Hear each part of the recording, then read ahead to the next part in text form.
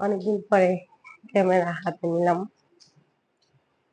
অনেকদিন বলতে প্রায় অনেক দিন, হয়তো সবাই আমাকে ভুলেই গেছেন।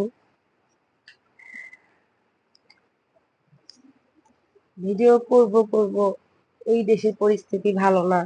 দেশের পরিস্থিতি যখন একটু ভালো হলো, তখন আমার শরীরটা ভালো না, আবার বন্যার পরিস্থিতি এমন, সবকিছু মিলিয়ে খুব ডিস্টার্বের মধ্যে ছিলাম। তারপরে আজ এক সপ্তাহের উপরে হয়ে গেছে, এত জ্বর আসছিল। আর মূলত জ্বর যেমন, জ্বর বেশি দিন ছিল না, 2-3 দিন ছিল, কিন্তু এত ঠান্ডা, আমার এমনি ঠান্ডার সমস্যা আছে, তো এত ঠান্ডা লেগেছিল যে গলা বসে গেছিল, গলা ব্যথা, মানে ইশারায় কথা বলতাম, যদিও কথা বলতাম খুব জোর, মানে গলায় প্রেসার দিয়ে কথা বলতে হতো। মানে খুব ভয়াবহ একটা অবস্থা গেছে আমার। আসলে আমি সারা সারা বছর আমি ঠান্ডার ওষুধ খাই।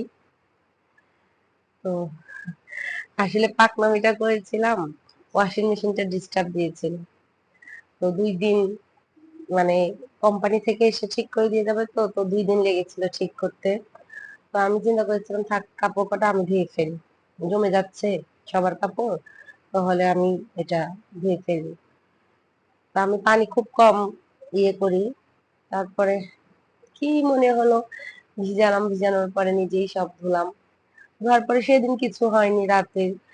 তারপরের দিন, মানে বিকাল পর্যন্ত কিছু না, এমনি কেমন জানি খারাপ খারাপ লাগছিল, হাত পা অনেক চাবাচ্ছিল, এই হাতের থেকে এত জ্বর, গলা ব্যথা, ঠান্ডা, নাক দিয়ে সমানে পানি পড়তেছে।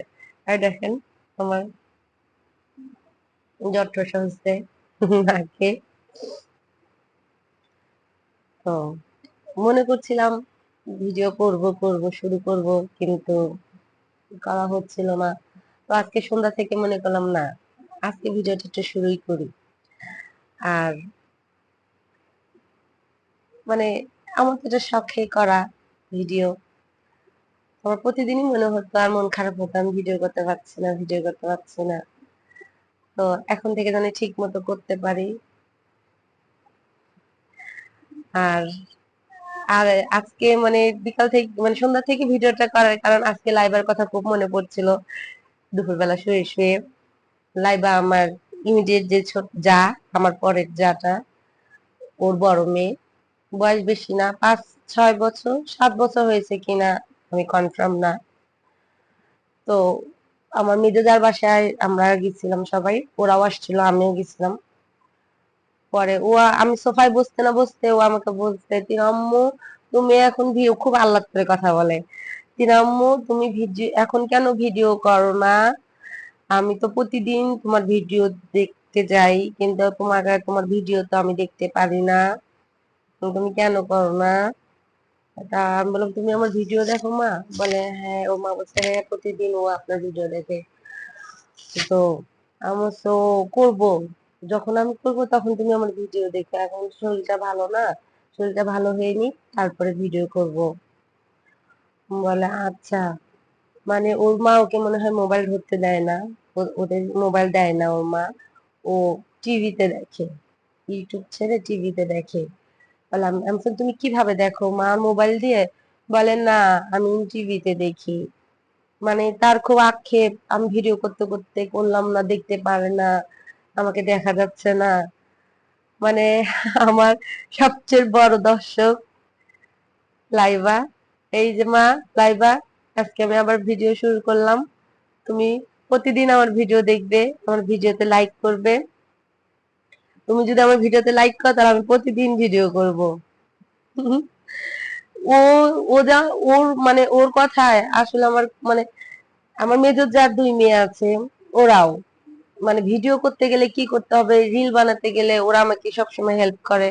আমার মেয়ে করে না হেল্প, কিন্তু আমার ওই যার মেয়ে দুটা, ওরা হেল্প করে আমাকে, ওরা আমার রিল করে দেয়, ভিডিও করে দেয়, আমি রিল বানাই। তারপরে সুরমা ম্যাডামের পরে এখন দেখলাম লাইবা খুব, মানে আগ্রহ আমার ভিডিওটা নিয়ে নিয়ে। তো যাই হোক, আমার খুব ভালো লাগছে। তো লাইবার কথা চিন্তা করে আজকে দুপুরবেলা চিন্তা করলাম না ভিডিওটা আবার শুরু করব।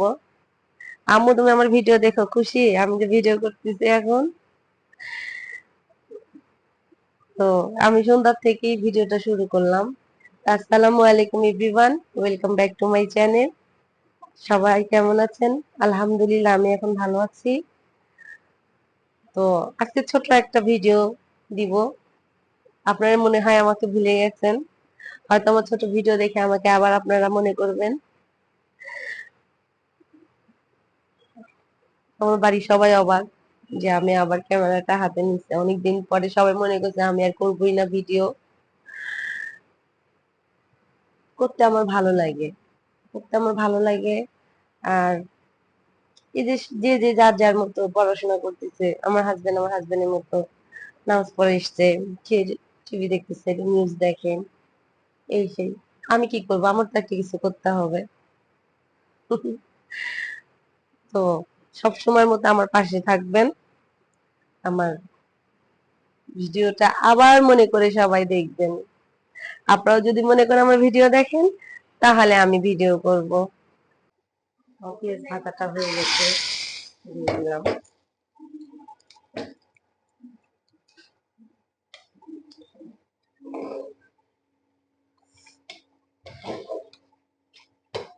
আর একটু এটার মধ্যে যেহেতু ধনে পাতা দিব না, একটু জিরার গুঁড়া দিয়ে দিব।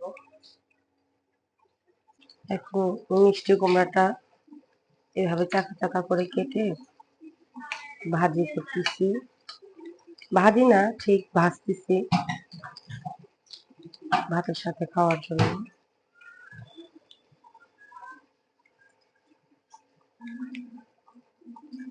ডালটা হয়ে গেছে, আস্তে আস্তে আস্তে আস্তে এটা হোক।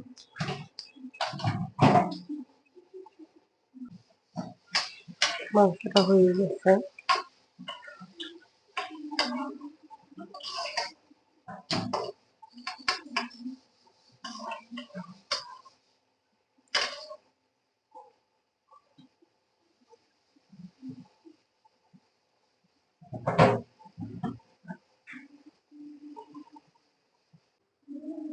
আজকে আমাদের রাতের খাবার লাউ দিয়ে ডাল, মিষ্টি কুমড়া ভাজা আর মাংস ভুনা। এটা আজকে আমাদের খাবার। আর তাড়াতাড়ি খেয়ে ফেলবো, কারণ ডাক্তার আমাদের তাড়াতাড়ি দুজনকেই তাড়াতাড়ি খেতে বলেছে। এখন খাওয়া দাওয়া করবো।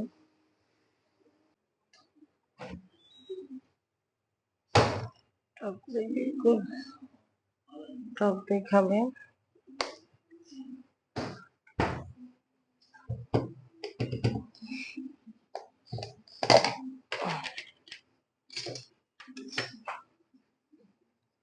টক দই কাটলেই কেন জানি টক দই পানি উঠে যায়।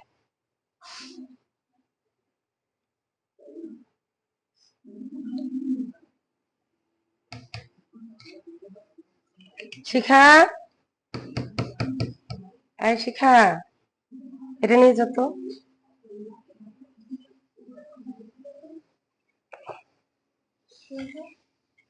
নিয়ে যাও, ওটা নাও।